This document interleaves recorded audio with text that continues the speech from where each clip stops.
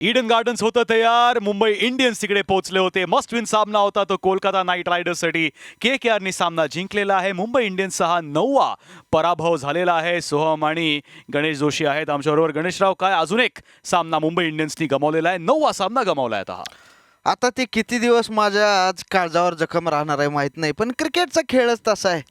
हे जीवन म्हणजे क्रिकेट राजा हुकला तो संपला, तसं खेळ आहे की हुकला की संपला, पण पुढच्या अजून एक गेम आहे, ती जिंकून सगळ्यांचा वांदा करून परत एकदा ती गणत अवघड करून ठेवून ह्या हंगामाला बाय बाय म्हणायच्या तयारीत राहू. कारण महत्व आपलं राहणार आहे. रविवारचा तो दुपारचा सामना आपल्यासाठी तो महत्वाचा राहणार आहे. सो मुंबई इंडियन्सनी सामना तर गमावलेला आहे, पण एक प्रॉब्लेम जो राहिलेला आहे मुंबई इंडियन्सचा तो फिल्डिंगचा पण राहिलेला आहे. आणि आज तसंच झालं. कॅचिंग एफिशियन्सी आज जरा लो होती आपली.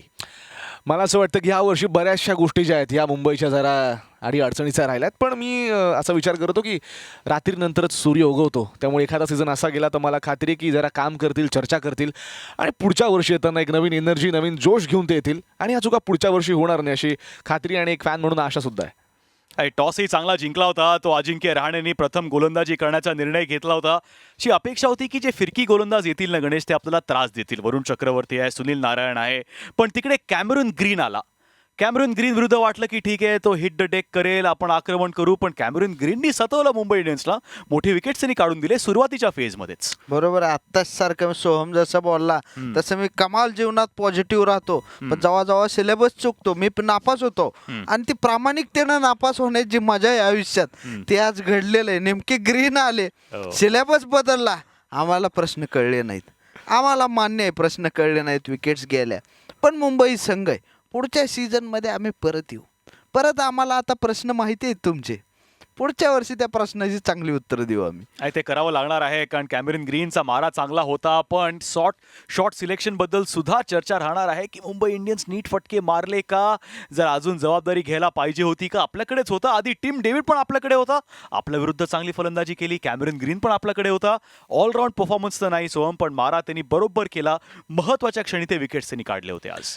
निश्चित. आणि मला असं वाटतं की जेव्हा जेव्हा मुंबईचे प्लेयर्स मुंबई संघाच्या बाहेर गेलेत आणि मुंबईच्या विरुद्ध खेळतात, नेहमी जरा तिखट असतात ते, तर आज तसाच तिखट राहिला होता कॅमेरून ग्रीन. पण मला आनंद या गोष्टीचा आहे की जेव्हा बॅटिंग करायला आला तेव्हा त्याची विकेट वेळेत घेतली.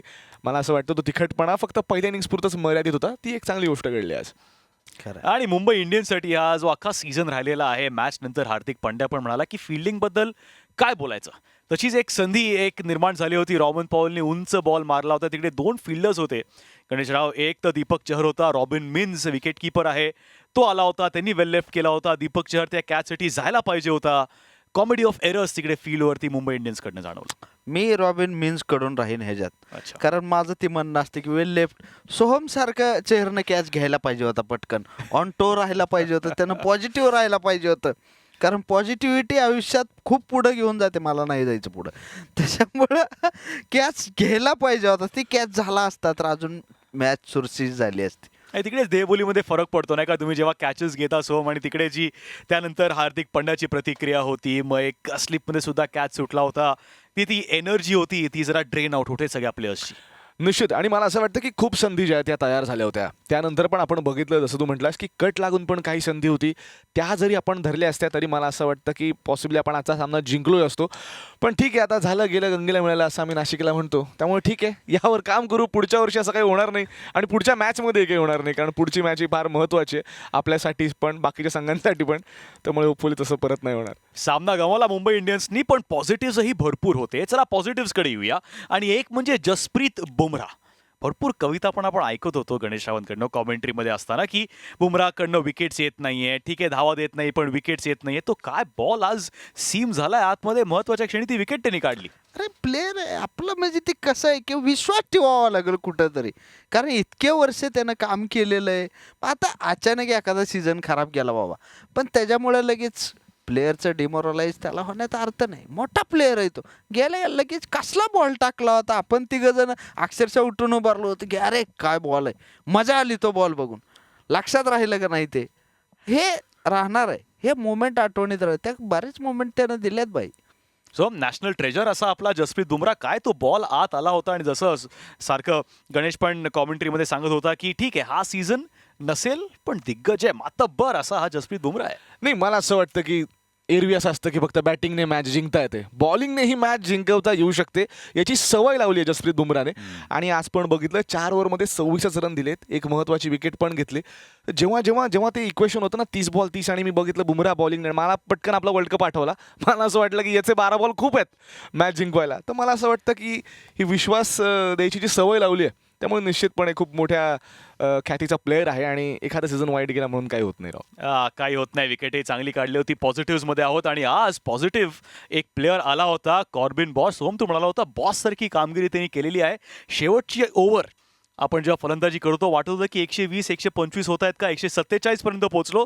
मस्त आक्रमण केलं होतं बॉसने. ते म्हणतात किती बी समोर येऊ दे मी एकटा बस. आज बॉलिंग बॅटिंग फिल्डिंग सगळ्याची जबाबदारी कॉर्बिन बॉसने घेतली होती. त्यामुळे मैदान जरी त्यांचं असलं तरी साहेब बॉस आम्हीच आहे असं आज त्याच्या गेममधनं एकंदरीत आपल्याला बघायला मिळालं. त्यामुळे फलंदाजी तर झालीच गणेशराव. त्यानंतर 3 ओव्हरमध्ये 3 विकेट्सही काढून दाखवल्या कॉर्बिन बॉसने.